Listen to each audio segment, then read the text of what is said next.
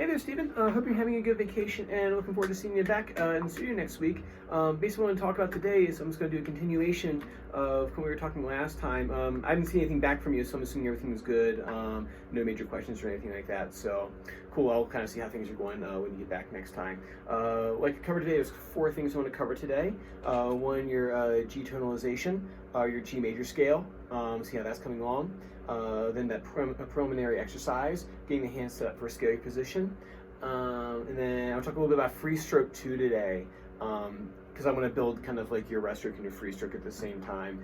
That way, like, sometimes you can do free stroke exercises, sometimes you can do rest stroke exercises. And then, so we'll get this hand going too, because I know we've been spending a lot of time with this hand. And then lastly, number 4, I want to talk about perpetual motion as your study piece, as your training ground for this new material, this new sort of technique, and talking about some musical things to do with that too. So that way when you come back on next Thursday, when you come back on Thursday, you can come in and play it for me, and I can say, hey, it's great, we can move on to the next phase of the operation. Cool, man. So there's no questions so far. I'll go ahead and dive on into things. So your G tonalization. I hope you've been practicing it really diligently. It's important. It's the technique in here. Everything builds off of the next thing. So if we miss a step in there, we have to go back and then rework that step and then come back forward again. And so I know you don't, that wouldn't be a good thing for us at least. But anyway, so G tonalization. Remember your good hand position here, right? If I'm in a good spot, got your space back here. You feel like a pencil back there, and it goes G, A, B, C, D, E, F sharp, G.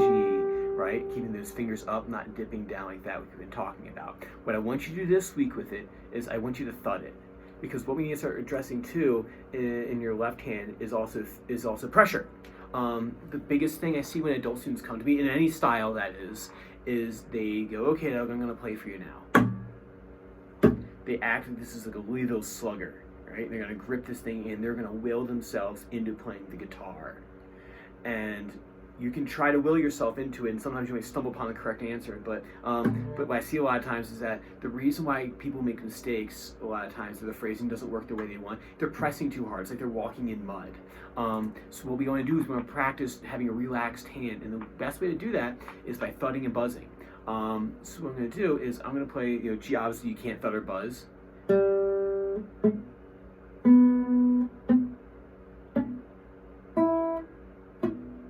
That's actually kind of tricky, keeping that ring finger down while... So what I'm doing there, I'm doing what's a thud. I'm literally just touching the string. I am not pushing down at all. Literally just touching it. And that's actually kind of tricky. Especially when you get to here. Keeping these all down so they're all thudding. But that's the first step in kind of determining how much finger pressure we actually need to be pushing down on the fretboard. Because if you're playing your pieces and you're pushing way too hard, it's going to keep you from moving as quick as you want into the next thing. So you're practicing thudding your notes. Next thing you want to practice is buzzing. And what we're trying to do is we're after the sound that you're always trying to avoid. In this case, we actually want it though, which is... Okay, so it's a buzz there. This is actually kind of tricky.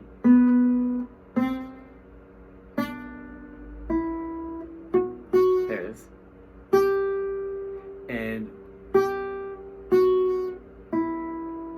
you see, I never took that third finger off, so I still keep that same thing going where I keep the ring finger down when switching into the next note.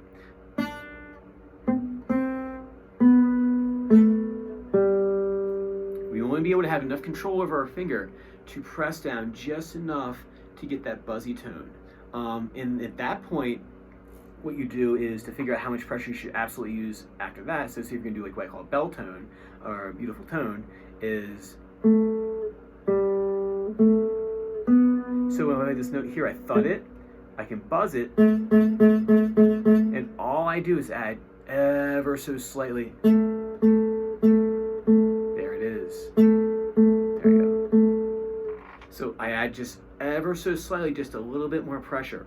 I suggest first when doing this to do it on individual notes in the scale, and then coming back and then trying it in the scale itself, which is, I think, way harder, especially when trying to buzz all the notes of the scale. But if you do this, your reward will be a very relaxed left hand, and you won't feel like you're trying to death grip this thing when you're playing. I had a guy last night doing a lesson, and what would happen is he'd make a mistake and he'd get tighter. And every time he made a mistake, he was happy about it. He got tighter and tighter. And by the end, I'm like, dude, you're fighting your own body. Like, what do you have to relax while you do this? Do some thuds and buzzes. That'll kind of reset how hard you're actually pressing down on this thing. Cool, man. So I want you to work on that right there. Number 2, speed up and let's talk about thudding and buzzing all the whole lesson. Preliminary exercise is, remember that you bring your hand up, 4th string, 4th fret, right? Index and middle are going to touch the 4th string on their respective frets. So fret 2 and fret 3, ring fingers on fret 4. Thumb behind that 3rd finger, right? And we want to keep these guys from dipping down here, right? So we keep these up here like this. And then when you got that, when you can touch them, and then you have them raise a little bit. Be careful, because I'll start seeing this. I'll start seeing like, you want to keep them very still. And then what we'll do at that point, and then we'll start working in our D major scale. I'll take the preliminary exercise down first, and then we'll do like finding. I'll probably have blindfold for you or something ridiculous like that, and see if you can find. Oh, wait a minute.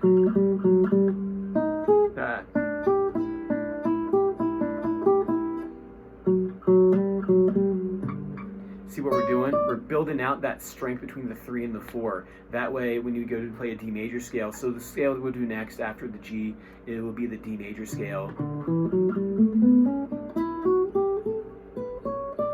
And building that strength between the 4th finger, and then we'll get into the A major. Play Mixolydian instead. Cool. So work on your preliminary exercise. Keep on that, doing that pinky exercise there.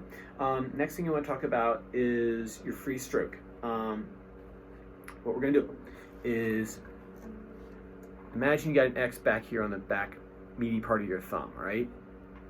And what we're going to do is this. We're literally going to take the hand and bring it right back to that X. Call this one the guitarist wave, right? Bring it back that meaty part of the hand. So not like this, but here, wave. Okay. We have our thumb on 5th string, right? Same as it was before.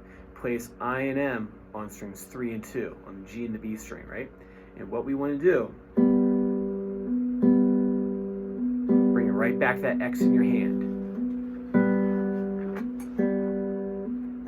What I'm listening for is this. Are the fingers balanced? Are they relaxed? Am I not hearing? Hear that? Right? Relaxed. Now, how do I make sure that the hand's relaxed when I do that? Is I'm trying to make sure that they're not, first of all, squeezing. I see this all the time, the kids will, and also students do it too, is they'll start squeezing their fingers, and then these will kind of like stick together like this. And what we do to keep them relaxed is, here, I'll show you. I literally take a piece of paper, right, and I put it in between. You can feather a piece of paper or whatever, it's all cool. And I'm glad I put this on the string actually.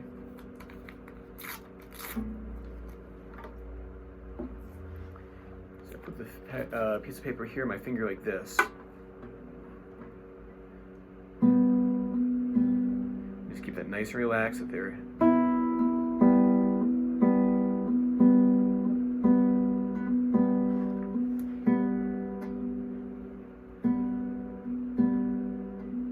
Back that X in your hand. So thumb. Nice and relaxed. And then what we'll do after that,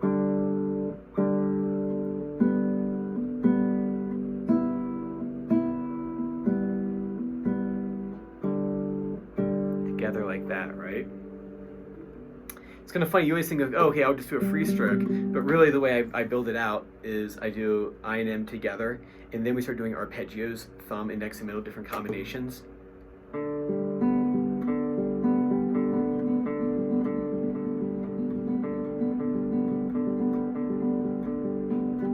then we put the ring finger into it. That's how it builds out. So we actually do arpeggios for a while before we do actually go into free strokes. So work on your free stroke technique, right? And just on strings 2 and 3 is fine. Look at that total relaxation. Strings sounding at the same time. Right? And you can put a piece of paper in between.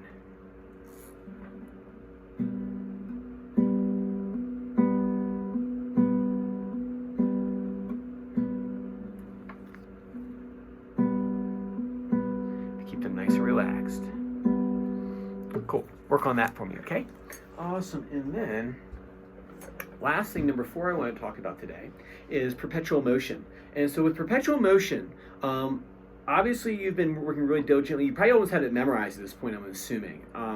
If not, you should have it memorized for next time, because I can't give you the next thing until you have it memorized, because the next part of it is build off a preliminary exercise, and if perpetual motion still isn't happening, I have no way of knowing whether or not the G tonalization looks all good, the G major scale, you can vibrato it, and you have enough control over the scale to play the piece. So make sure to have that down for me, okay? That should probably be the first thing I even ask when you walk in the door. I'm probably going to ask how your trip was. I'll probably be like, all right, can I hear perpetual motion, please? So with this one here, what we want to start thinking about now that you have worked on the right hand, and you've started getting it under your fingers, is you want to start thinking about dynamics. I think I mentioned a little bit last time. So dynamics and tone color are the things we want to incorporate in these study pieces. So that way, when you go to your big boy pieces, you've already worked out. If you can't do it in the little pieces, what business do you have doing dynamic changes in the vise if you can't even control the dynamics in perpetual motion? That's the way I think of it. So it should be actually quite easy for you if you're doing dynamic things in the vise.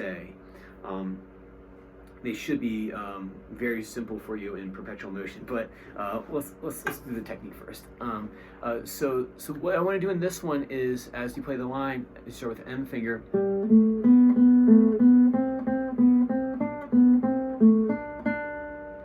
If you notice that line ascends.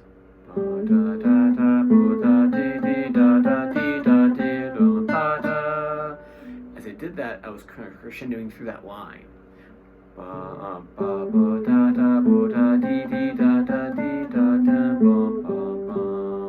And then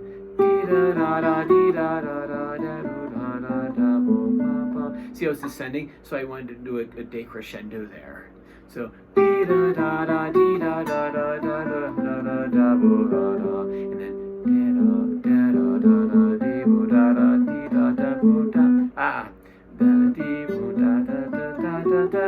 sorry, it's been a long night.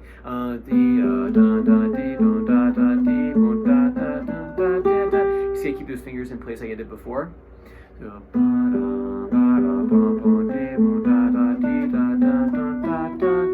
you go, good, I play guitar again. And then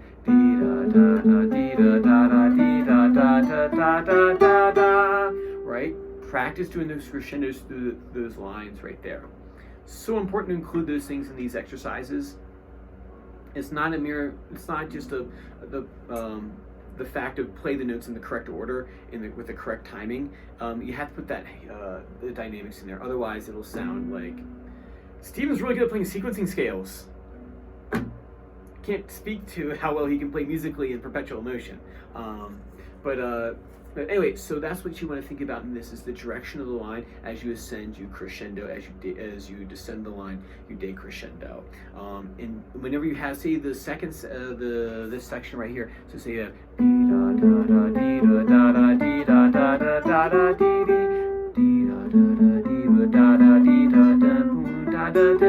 right, get warmer there, right? And then you can do it in the second line too. You can do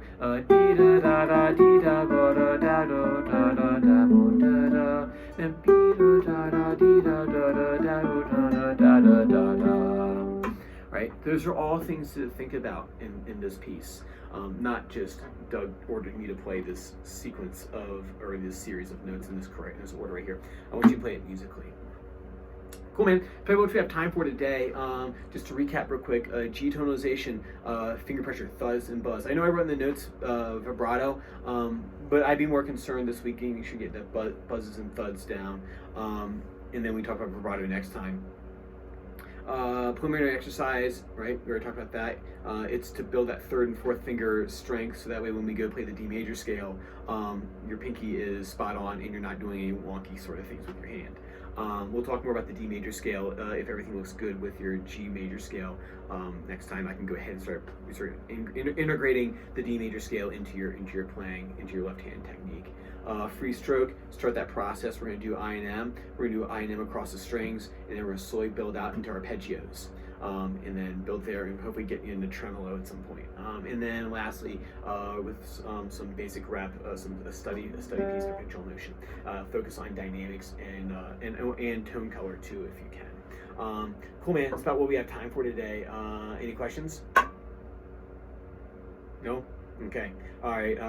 I know you probably have questions you're trying to ask the screen right now, but we'll just save that for next week. Okay, cool, man. All right. Well, I will see you on the 27th. All right, bye-bye.